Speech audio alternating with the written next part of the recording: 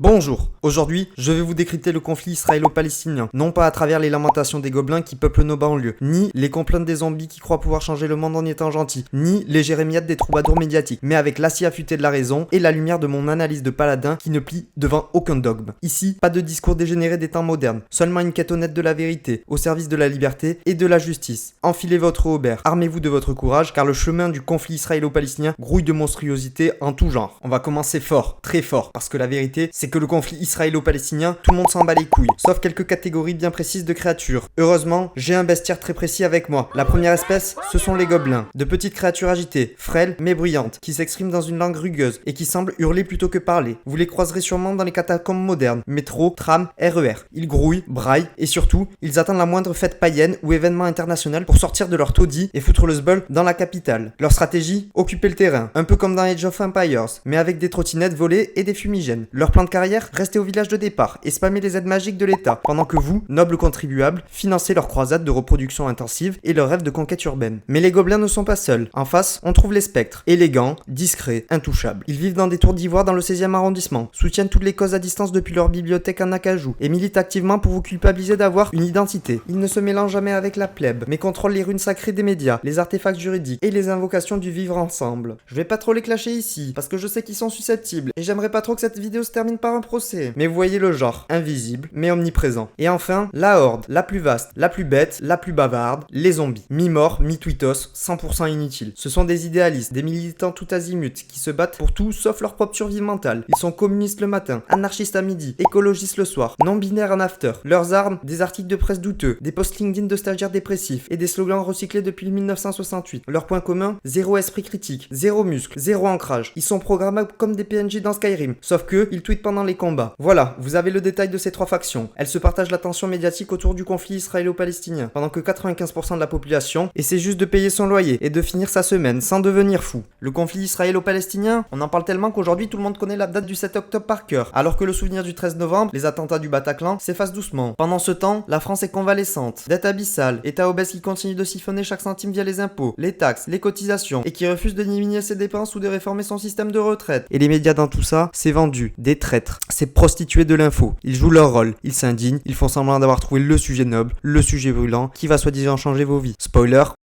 Non, t'es trompé.